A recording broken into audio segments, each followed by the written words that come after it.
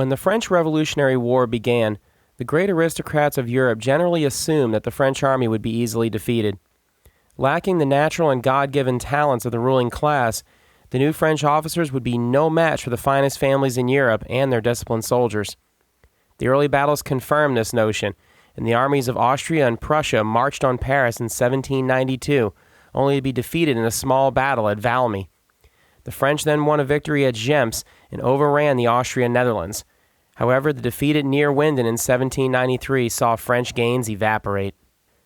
The coalition armies were made up of Austrian, Prussian, British, Dutch, and German troops. Competing interests and mistrusts meant they failed to coordinate their armies, yet by the summer of 1793 had invaded France. The main coalition army under command of the Austrian Josias Saxe-Coburg-Saalfeld took Condé, Valenciennes, and Le Cateau. However, instead of taking Cambrai, the army split. The British won at the port of Dunkirk. Prince Frederick, Duke of York, led his Anglo-Hanoverian force of roughly 38,000 men to seize Dunkirk. The city was held by 8,000 men, and its defenses were considered to be poor. On August 24th, York surrounded the city with his British regiments, while the Hanoverian troops acted as a covering force. York lacked enough heavy artillery to batter the walls, and his men were not numerous enough to storm the city. He would have to settle for a long siege. The French Republic was not idle. They reinforced the French Armée du Nord, which numbered around 40,000 men, and sent it to relieve the siege. The army had previously been led by Adam de Costin.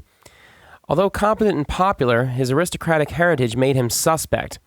The French Republic was ruled by the Committee of Public Safety. It was run by Jacobins, and their political zeal and the emergency of the moment led to an increasing number of public executions. Although hardly the dictators of aristocratic propaganda, they were increasingly paranoid and dogmatic. Costin was arrested, and 4 days after Dunkirk was besieged, he was later executed on false charges of treason. Costin's replacement was Jean-Nicolas Houchard. He was a protege of Costin, who was considered a hard and able fighter. He was a commoner, and before the war he joined the French army, rising from private to the rank of captain because of his bravery and tenacity. When the French Revolution came, he joined the Jacobins. His political leanings, combat record, and social background made him a perfect hero for the Jacobins. Houchard was not excited about his new command. Costin predicted that army command would be, in his words, an evil present to Houchard. On his first day in command, Houchard discovered that his staff had been put under arrest and all headquarters records were sent to Paris. General Jacques O'Moran, one of his subordinates, was arrested because he refused to drink to the health of the Jacobins. He was eventually beheaded. Houchard did not trust his men and officers, and he became paranoid. He also thought the new command was beyond his depth. Houchard was brave, but often described as stupid. Houchard's second in command was JeanBaptiste Jourdan. He was later in life called the Anvil because he suffered a string of defeats. But in 1793, he was one of France's rising stars. He was a thorough Jacobin and extremely brave and very loyal. He did not get involved in political maneuvers, which likely saved him. He was also exceedingly modest in an era of ostentation and was popular with the French people. The Dunkirk garrison was commanded by Joseph Suhe. Like Jourdan, he was a capable fighter, but he was duplicitous, cautious, and had no loyalty save to whoever was in power. He rose in the ranks of the French Revolutionary Army, but also served under Napoleon and later the Bourbons as they were restored to power. The army these Frenchmen led was a mix of unwilling conscripts, hardcore Jacobins, and a few remnants of the old Bourbon army. The troops were not well disciplined, but were motivated by an emerging nationalism and a system that now promoted based on merit instead of blood. Most of all, the army benefited from French military reforms in the aftermath of the 7 Years' War. These included more flexible infantry formations, lighter cannons that could easily be moved on the battlefield, and an emphasis on shock over pure firepower. His opponents were every bit the opposite of Houchard and his men. Prince Frederick, the Duke of York, came from the House of Hanover and was the son of George III. He was a conscientious soldier who proved to be an adept at organization and administration. He was, however, an indifferent tactician and lacked energy and imagination. The Duke of York's second in command was Wilhelm von Freitag. He was a Hanoverian noble and considered an expert in light infantry tactics. He led light infantry and hussars in the 7 Years' War, notably at the Battle of Bergen. He was an old man, roughly 73 years old. He disliked serving under the younger York, who had only just turned 30. Freitag knew York before the war and was unimpressed with him. Freitag's right-hand man was Johann Ludwig von Wallmann. He was a bastard son of George II. Although of German birth, he was raised in England and had one of the country's largest art collections. Although a general, he had yet to fight in an important battle. He nevertheless had a good grasp of terrain and was an able defensive tactician. The army the three men led was a contrast to the French army. British troops were kept in line with harsh discipline. However, regimental pride and experienced NCOs made sure the British were the steadiest troops of the era. The British relied on light troops, thin firing lines, and bayonet charges at short range, tactics they learned from their experiences fighting in North America. The Hanoverian and Hessian troops emphasized winning firefights and were steady in combat. York asked Coburg-Saalfeld for more troops, but he did not send any to Dunkirk. Coburg-Saalfeld did order some of his men to make probes to distract Hussar. It worked for a time, and Hussar did try to destroy these columns. The move was bungled, though, and Hussar ended up losing 7 cannons when his civilian drivers abandoned their guns. Hussar failed to catch Coburg-Saalfeld, but his maneuvers placed him in a gap between Coburg-Saalfeld and York. Rather than exploit the gap, Hussar made probes at Kassel that were intended to pull York away from Dunkirk without a battle. The political commissars, sent to monitor the army and arrest traitors, had an increasing say in the army's actions. They forced Hussar to attack York instead of severing his exposed communications with Coburg-Saalfeld. In addition, Hussar's confidence faltered when he heard of Custein's death. Hussar carried out this offensive, but he was increasingly becoming more depressed and afraid. On September 6th, Hussar, now with 45,000 men, attacked along a wide front, striking Freitag's lines. By dispersing forces, Hussar reduced their effectiveness, but Freitag's command was strung out along a 21-mile front. Also, Suhe, now with 6,000 men, made some attacks that pinned down the British. The initial attacks went well, with several outposts and towns overrun in the morning. Only the right, commanded by Wallmann, held back the French. Hussar could have driven on to Dunkirk, but he instead shifted to the east, pressing towards the Isère River. At Bombeck, Freitag's men held out despite being outnumbered. Fighting was close quarters and made miserable by a heavy rainstorm. When French ammunition ran low, Jourdan asked Hussar if they should halt the attack. Hussar's chief of staff, Barthélemy, responded, "We must conquer at any price. Failing cartridges, are there not bayonets?" At 6:00 p.m., Bombeck fell. Hussar wanted to stop for the night, but Representative Nicholas Hentz overruled him, announcing, "Free men were never too tired to fight the slaves of tyrants. Therefore, the army should continue its movement." The continued attacks forced Freitag back, who withdrew to the town of Hondschoote. In the confusion, Freitag's columns ran into a French force, and in the fighting, Freitag was wounded and captured. Wallmann led a counterattack that rescued Freitag and scattered the French. Hussar was nearly captured during the fighting. On September 7th, Wallmann, now in command, had his troops arrayed at Hondschoote. It was a strong position. The left was covered by the village of Leisel, his right by the Bergs Canal, and in front there were hedges and ditches that could break up any attack. However, to his rear the fields were flooded, which meant his 13,000-man force could be destroyed, if forced back.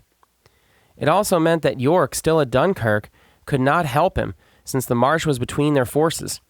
Fortunately, Hussar was too disorganized to attack on September 7th. Outside of some skirmishing near Bergs, it was a quiet day. On September 8th, Hussar attacked Wallmann's position with around 20,000 men. They were opposed by around 13,000 troops, mostly Hanoverian regiments. Wallmann had a strong position, but Hussar had reserves numbering around 20,000. Most of these moved near Dunkirk to pin York's men in place, but some were on hand to support the attack. Hussar launched a 3-prong assault on Hondschoote. He personally led an attack in the center with most of his forces. French skirmishers made good use of terrain, in particular hedges, and they pinned down Wallmann's lines. However, a series of counterattacks forced back the French army. As the French line began crumbling, Jourdan brought forward his one remaining reserve battalion. In the assault, Jourdan was shot in the chest. He survived the wound. Char, hearing the noise from Jourdan's charge, personally led a cavalry charge on Wallmann's exposed left flank, which started to give way. The coalition troops were running low on ammunition and were exhausted. Wallmann decided to retreat to Frun. York, after meeting with his officers, also withdrew to Frun, abandoning his heavy cannon. The siege of Dunkirk had been lifted. Although a victory, the French had lost heavily and were in extreme disarray.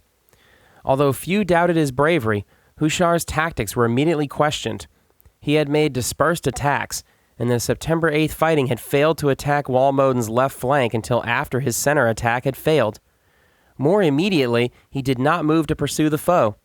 York was able to retreat in good order, and Wallmann's own frazzled command was given precious time to reform. The French cavalry pursuits were few in number and delayed by destroyed bridges and marshy ground. When pressed by the political representatives to chase the enemy, Char disregarded their advice. Losses are hard to put down, but the French likely lost around 3,000 troops to the coalition's 4,000. In addition, York's heavy cannons were seized and Char's men captured 6 flags. Although the Anglo-Hanoverian army was saved from destruction, its morale fell. York blamed Freitag, stating, "I will only say that in consequence of this misfortune, everything would have been lost if it had not been for the presence of mind and coolness of Count Wallmann." Freitag never again commanded troops in battle. Wallmann's status was enhanced, and he later became head of the Hanoverian army, only to surrender to the French in 1803. York took no responsibility for the defeat, and in the coming years his military reputation declined. However, he did reform the British Army in the 1800s, laying the groundwork for his impressive string of victories under Wellington. Hondschoote ended a season of coalition victories. It gave the French army the initiative, and the French pressed their advantage. By the summer of 1794, the Austrian Netherlands were under French control. In 1795, the Netherlands were completely overrun. Both areas provided men and material to the French army until 1814, when Napoleon abdicated. Char's victory was one of the most important of the war, but it proved to be his undoing. He was removed from command and accused of treason and failing to, in the words of the Committee of Public Safety, hurl the English into the sea. Many politicians, in particular moderates, came to his defense. Others grumbled that the government was executing too many officers, and it seemed questionable to try one for treason who had just won a huge victory. In addition, Char was a commoner and supposedly politically reliable. The government was in a vulnerable position and wary of the increasing independence of the army. 1793 saw many acts of defiance. The 6 chasseurs au cheval faced down representatives who wanted to arrest their commander, Jean-Joseph Ange d'Apoul. He was arrogant, but also brave and competent. His only crime was being an impoverished noble. The men called out, "No d'Apoul," and "No 6 chasseurs." Thomas Alexandre Dumas, commander of the Army of the Alps, was ordered to execute civilians who tried to save their church bells. He instead had the army's guillotine burned, explaining that he was cold and needed the firewood. In this atmosphere of distrust, Char was a scapegoat. The crowds in Paris, which once exalted his victory at Hondschoote, turned on him. Letters were discovered which showed he was polite in his correspondence with his opponents. The fact that his letters had to do with prisoners of war, a subject that required tact, was ignored. In the streets, the people yelled, "He is the friend of our enemies." Char pleaded, pointing out the wounds on his face and his plebeian birth. It was to no avail.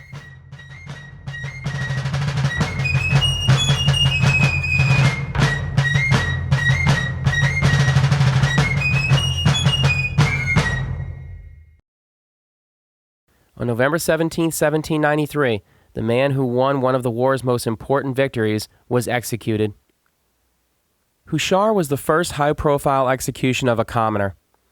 Also, previous generals had been decapitated for defeat. Char's only crime was angering politicians, and for all his flaws, he did win Hondschoote. The execution was a turning point. Before Char, executions had been relatively few and included some men genuinely guilty of treason. Houchar's death pointed to a frenzy that would soon lead to the mass deaths of thousands in the spring of 1794. By that time, the revolutionaries were mostly murdering commoners and not nobles of questionable loyalty. Sadly, Houchar was in good company. Between May 1793 and July 1794, 20 generals were executed. 2 or 3 of them possibly may have deserved their fate. The Reign of Terror, as it was known, ended only with execution of some of the leading members of the Committee of Public Safety. Maximilien Robespierre, Louis-Antoine de Chantjus, later known as the Angel of Death, François Henriot, and Augustin Robespierre. In Houchar, the revolution devoured its own, and did so again when the Jacobin leaders met the same fate as Custine and Houchar.